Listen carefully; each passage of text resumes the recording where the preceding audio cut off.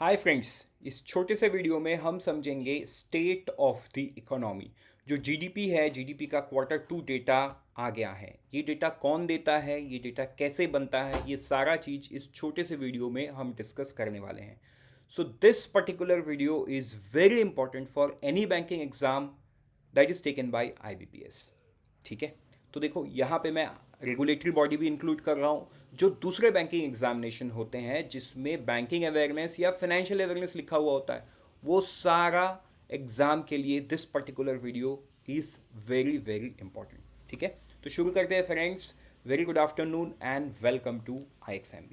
Right, first thing first, सबसे पहले news क्या है।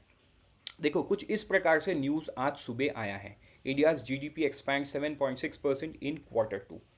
Manufacturing construction lead the change. अब यहाँ पे ना I will discuss a background. देखो, एग्जामिनेशन परस्पेक्टिव से हमें कुछ और भी चीज़ों को साथ में लेके चलना है। फॉर एग्जाम्पल, ये डेटा कौन देता है, राइट? तो देखो, ये जो डेटा है ये ministry of statics and programme implementation release करती है। बट इस मिनिस्ट्री के अंडर में एक ऑफिस आता है। तो देखो, आपको जब सवाल पूछा जाएगा ना, तो हो सकता है ऑप्शन में ministry of static and programme implementation है ही नहीं, तो फिर आप क्या जवाब दोगे? करेक्ट। तो देखो, ministry of statics and programme implementation, इसके अंडर में एक ऑफिस आता है जिसको बोलते हैं नेशनल स्टैटिकल ऑफिस, या शॉर्ट फॉर्म में इसको बोलते हैं NSO। ठीक है, तो NSO ने क्वार्टर 2 का डेटा रिलीज किया है। अब क्वार्टर 2 का मतलब क्या है? सिंपल बात है, क्वार्टर 2 का मतलब है जुलाई, अगस्त एंड सितंबर। ये 3 मंथ मिलके क्वार्टर 2 होता है। ठीक है, तो अब हम बढ़ेंगे आगे और देखेंगे GDP data real and nominal. ठीक है, रियल डेटा क्या है, नॉमिनल डेटा क्या है। लेकिन उससे पहले हमारे लिए ये इंपॉर्टेंट है समझना कि रियल जीडीपी किसे बोलते हैं एंड नॉमिनल जीडीपी किसे बोलते हैं। तो देखो, रियल जीडीपी का मतलब है GDP adjusted for inflation. Adjusted for inflation मतलब जो 2011-12 हमारा बेस प्राइस है, उस प्राइस में करंट जीडीपी को एडजस्ट करके जो फिगर निकलता है उसे रियल जीडीपी बोला जाता है। तो आप अपने ऊपर देख पा रहे हो, जो रियल जीडीपी है इन क्वार्टर 2 2023-24, जो पहले लाइन पे लिखा हुआ है, वो है 41.74 लाख करोड़। अगर कंपैरिजन करें पिछले साल सेम पीरियड से, तो तब था 38.78 लाख करोड़। ठीक है, तो ये 38.78 से 41.74 लाख करोड़ तक गया है। So that's the increase in the real GDP. अब हम बात करते हैं सेकेंड पैराग्राफ, लेकिन उससे पहले आप अपने राइट साइड में देखो, नॉमिनल जीडीपी लिखा हुआ है। तो ये नॉमिनल जीडीपी का मतलब क्या है? GDP at the rate current market price. आज के दिन का जो मार्केट प्राइस है, उस प्राइस पे नॉमिनल जीडीपी को कैलकुलेट किया जाता है। ठीक है, तो नॉमिनल जीडीपी कितना है क्वार्टर 2 2023-24, मतलब ड्यूरिंग दिस पीरियड, वो है 71.66 लाख करोड़। ठीक है, अगर इसे हम इसी डेटा को अगर हम पिछले साल के से कंपेयर करें, तो पिछले साल कितना था क्वार्टर 2 फाइनेंशियल ईयर 23 में? वो था 65.67 लाख करोड़। तो अब आपके मन में एक सवाल आ रहा होगा कि सर, क्या मुझे याद करना है? बिल्कुल नहीं, आपको याद नहीं करना है। जीडीपी ग्रो हुआ 7.6% से, ये आपको याद रखना है, राइट? आपको ये नंबर्स याद नहीं रखना है, but yes, for conceptual clarity आपके दिमाग में ये एकदम क्लियर होना चाहिए कि रियल जीडीपी किसे बोलते हैं, नॉमिनल जीडीपी किसे बोलते हैं, रियल जीडीपी का बेस ईयर क्या है। मतलब रियल जीडीपी निकालने के लिए हमें एक बेस ईयर की ज़रूरत पड़ती है, राइट? क्योंकि हमें प्राइस को कंपेयर करना पड़ता है एक पुराने प्राइस से। तो वो पुराना प्राइस क्या है? बेस ईयर है। अगर आपको ये बेस ईयर का कॉन्सेप्ट नहीं समझ में आता है, please do mention it in the comment section, so that in any of the next video I can clear that out. लेकिन मुझ तक अगर नहीं पहुंचेगा, I would not be able to help you out. ठीक है, चलो बढ़ेंगे आगे और हम देखेंगे जीडीपी डेटा सेक्टर स्पेसिफिक। तो देखो, आपको शुरू में मैंने जो दिखाया था ना, उसमें लिखा हुआ था कंस्ट्रक्शन सेक्टर बहुत आगे गया है, वेरएस अदर सेक्टर में थोड़ा स्लो डाउन देखने को मिला है। तो अगेन लेट मी रिपीट कि ये डेटा आपको याद नहीं करना है। फॉर कॉन्सेप्चुअल क्लैरिटी इनको समझना जरूरी है कि एग्री, लाइव स्टॉक, फॉरेस्ट्री जो है ये 1.2% से ग्रो किया है। Mining and enquiring grow 10%। ठीक है, मैन्युफैक्चरिंग सेक्टर 13.9 सेक्टर से ग्रो किया है।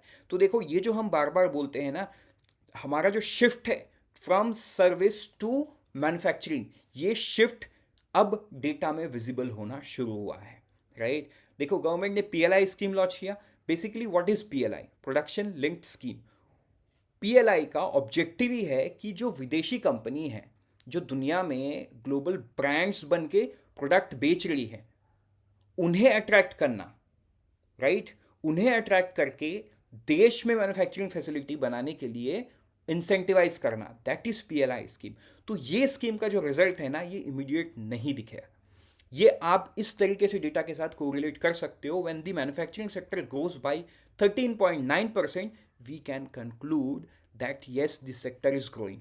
देखो एक विजिबल इफेक्ट तो है एप्पल, ठीक है। एप्पल दुनिया का बहुत ही प्रीमियम ब्रांड है, बहुत ही प्रीमियम। एंड एप्पल जैसा कंपनी अगर इंडिया में मैन्युफैक्चर कर रहा है एंड ऑल्सो वो भी अपने एस्टिमेट्स को बीट कर रहे हैं, मतलब लेट्स से उन्होंने अपने एस्टिमेट किया था वो इंडिया ऑपरेशन से x amount of money earn करेंगे, तो वो एक्स अमाउंट को भी क्रॉस कर दिया उन्होंने, right. So if they are beating their estimate, तो that does says that the overall sentiment of the manufacturing sector is very good in the country.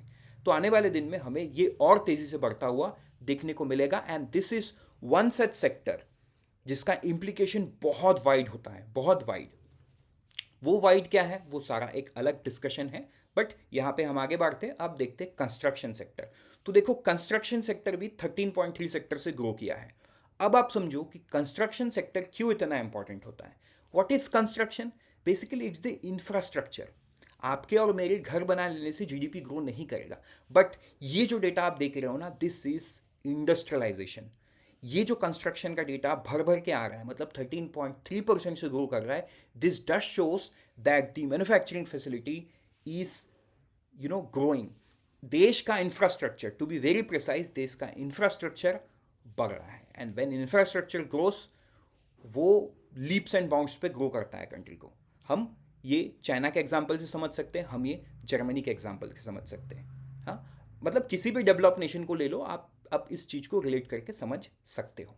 So all together a different discussion. यहाँ पे मैं concept पे ज़्यादा focus कर रहा हूँ। Next is service sector, जो लास्ट वाला है, growth in trades, hotel, transport. इसमें कुछ 15.6% का इजाफा दिखा है। देखो यहाँ पे एक फैक्टर क्रिकेट वर्ल्ड कप का भी था, right. Because cricket world cup अगर देश में हुआ है तो it has contribute huge amount of money in the GDP and also in the tourism, also in the hotel industry, right. तो उसका इफेक्ट भी इसी के अंदर पे है। बढ़ते हैं आगे। अब देखते हैं हम प्रोजेक्टेड वर्सेस रियल, ठीक है। Projected versus real. प्रोजेक्टेड का क्या है? देखो प्रोजेक्टेड हमेशा ऐसी कोई ऑर्गेनाइजेशन करती है, गवर्नमेंट, आरबीआई जैसे ऑर्गेनाइजेशन प्रोजेक्शन देती है। तो अगर आप प्रोजेक्शन की बात करो, फाइनेंशियल ईयर 24 में आरबीआई ने बताया कि 6.5% से ग्रो करेगा, लेकिन ग्रो कितना किया? 7.6%।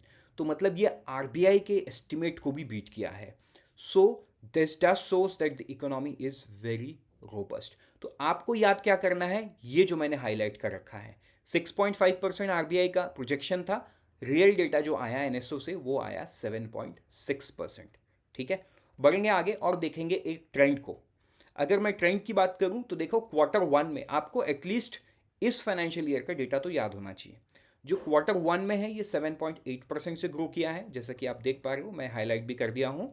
और जो Q2 है ये 7.6% से ग्रो किया है। बाकी तो ट्रेंड में आप आगे का देख सकते हो अपने लेफ्ट हैंड साइड पे, ठीक है।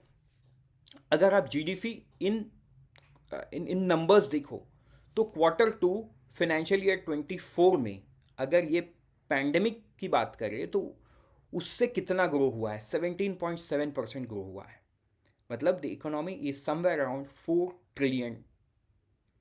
4 लाख, ठीक है। आप देख सकते हो आपकी स्क्रीन पे है।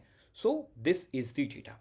अब एक बार हम आगे जाएंगे और एक्सपेंडिचर मेथड पे किस तरीके से ग्रो किया ये आप देख सकते हो। तो देखो यहाँ पे मैंने एक टर्म यूज़ किया, एक्सपेंडिचर मेथड। जीडीपी काउंट करने का एक मेथड होता है, C+I+G+X-M,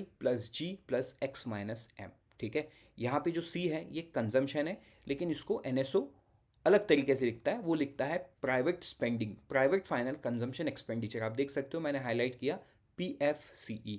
वैसा ही गवर्नमेंट स्पेंडिंग है, वैसा ही इन्वेस्टमेंट है। तो आप देख सकते हो किस तरीके से अलग अलग सेक्टर्स में जीडीपी ग्रो किया है, right. Again this is for conceptual clarity, इसमें आपको याद रखना है 7.6 and 7.8 in the quarter 1 and 7.6 in the quarter 2। With this we are done with the video. मिलते हैं किसी दूसरे वीडियो में। Thank you and all the best.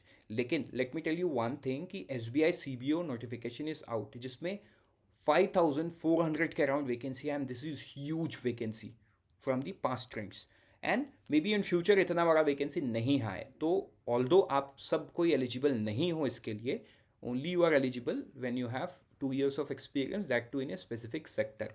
अगर आप एलिजिबल हो तो this is the right time to move towards the highest or the biggest profitable company in the country, that to a public sector, right?